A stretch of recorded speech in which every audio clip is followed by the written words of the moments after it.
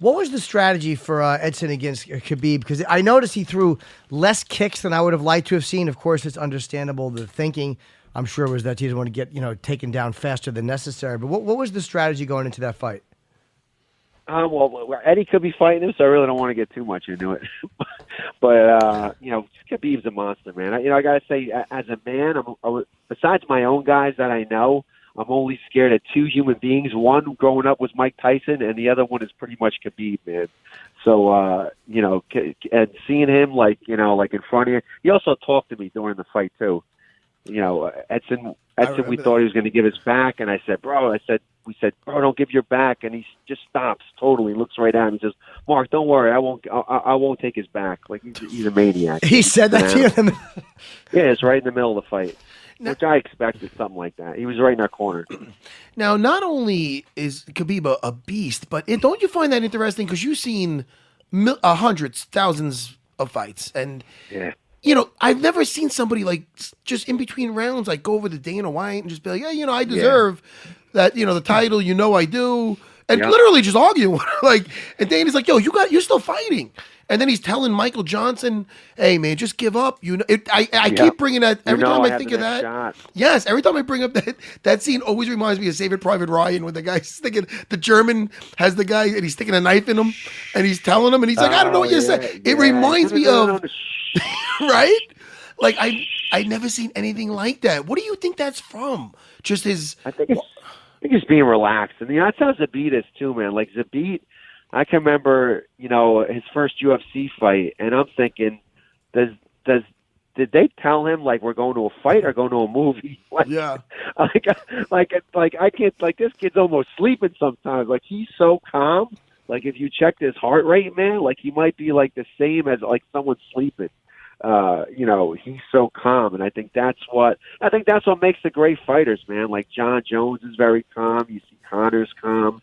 I think the more calm you could stay, I just think you could, think better, react better, and I think, Frankie, I know is always really calm when he goes, he's a little jacked up, but that's what I was going to say. Like, he's a little jacked, but he's calm. He's sprinting to the octagon. Frankie, he's practically hurdling the cage. He could block out kind of, the crowd and everything, and worry about, the task at hand. Now, Frankie, you never had to deal with a loss like that. He's had some losses, but nothing like that. And that hurt me. That hurt everybody. Frankie's one of those guys that not only is he respected, but everybody just loves him. Nobody like this. I mean, don't get me wrong. There's people that like certain people. There's people that also like hate. Like people might like me, but a lot of people hate me. But like Frankie, everybody loves Frankie and respects him. And I remember when he got stopped by Brian Ortega. I mean, I felt that. So you being as close to him as you are, I don't want to make you relive it. But how'd you feel with that? How that brutal was that? Yeah, I got to tell you. Well, so far I've gained about 15 pounds, but I'm still pretty dark. I'm not that I'm crazy active on Instagram, but I always post stuff about our guys fighting or training and try to promote their fights. We have a lot of fights coming up, and I've gone dark. In fact, Ali texted me just yesterday. What the heck? An answer. I'm like, man, I just still don't want to talk about MMA. I'm like, I'm training like a ton of guys every day, but I'm just, I got to tell you, I'm just so depressed, and I just think that Frankie's, and the thing is too, I just think that, and I think that Ortega, he's special. I mean, he's got 7 fights pretty much, even if you count the one, that he got snagged on, but he still won that fight and stopped the guy. So it'll be pretty much 7 fights, 7 stops. But, and I just think that Frankie, should have won that fight. The first 4.5 minutes going in, he was doing good. And, and Ortega did his thing. But, it's one that I really thought that, Frankie should have had, but just Ortega, not and, did a great job and thought otherwise. But, congratulations to him. He did amazing. But man, I'm still not even recovered from that one. Got to tell you the truth. Yeah, I can imagine. And Frankie's fighting Cub in Atlantic City. So what is the like? There's got to be a way back because Holloway is fighting. So it wasn't like Max Holloway was out indefinitely. What was the thinking behind him taking that fight? I mean, Frankie wants to fight. He doesn't want to sit for a long time. And at that time, did you guys know how long Max was going to be out?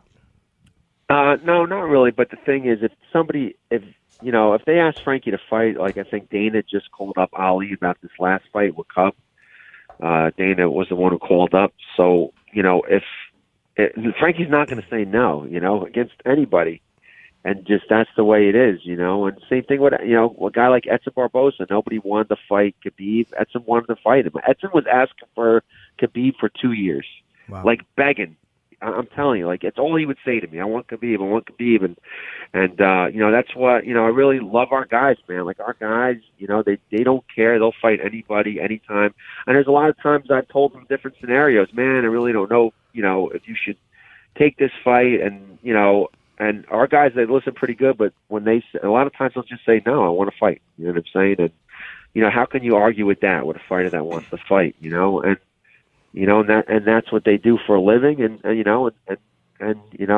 that's what they want to do. They love it for a reason, Sure. Now Frankie fighting Cub again. Now that was a fun fight, but it was. I'm going to say it was pretty one-sided. I mean, if I remember correctly, it was a while ago. But Frankie, I remember in that fight, and I point this out a lot as far as with being intelligent on the ground positionally. Frankie would get him down past that knee line, settle into half guard, beat him up from half guard, and then just cut him off at the pass. He'd either go when Cub would go to explode out, he'd either take his back. If he's a scramble, he'd put himself back in half guard and work him over again. It was really great to watch. I remember just being like, "Oh man, that's just masterful." He knows exactly what he's doing now because down there because Cub is very he's wiry down there. But Frankie just had such great control and such a good intelligent ground and pound.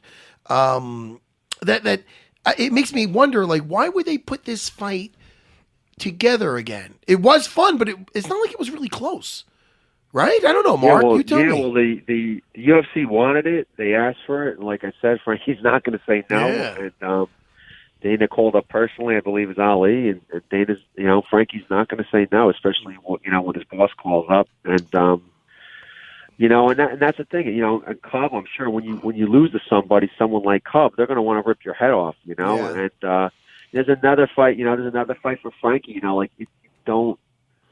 You did pretty good last time. Now you have to do better. Exactly. Than last time, and last time he did pretty good. So it's almost a no-win situation sometimes. But like I said, Frankie.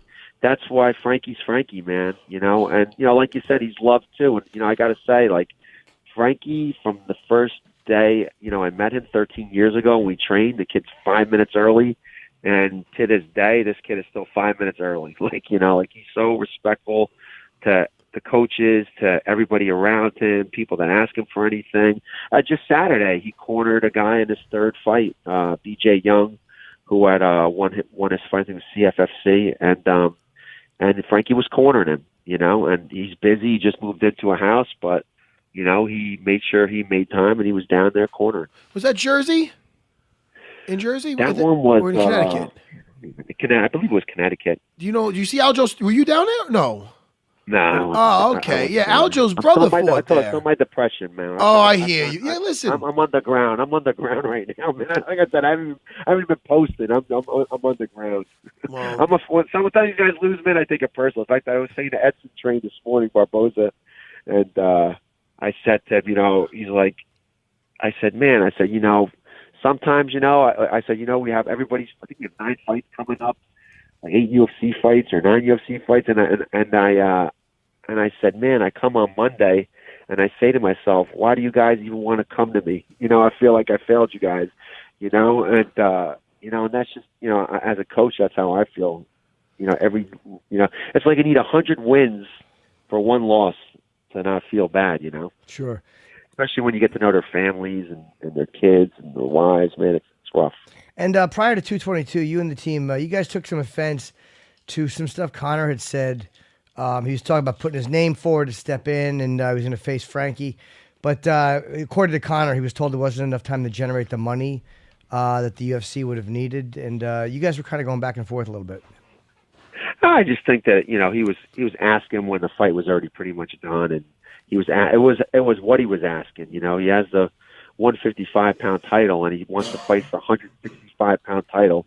The last time I looked at the rankings, there wasn't a 165-pound title, so he's asking. I want to ride a unicorn. You know what I'm saying? So.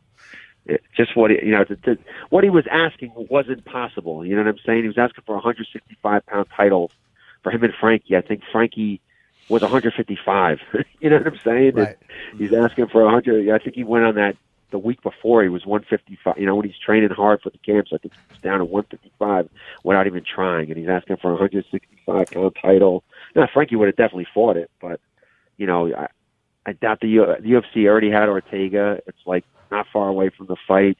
You're asking for a belt that doesn't exist. So, and then you're going to say, it just didn't make sense. Octagon News.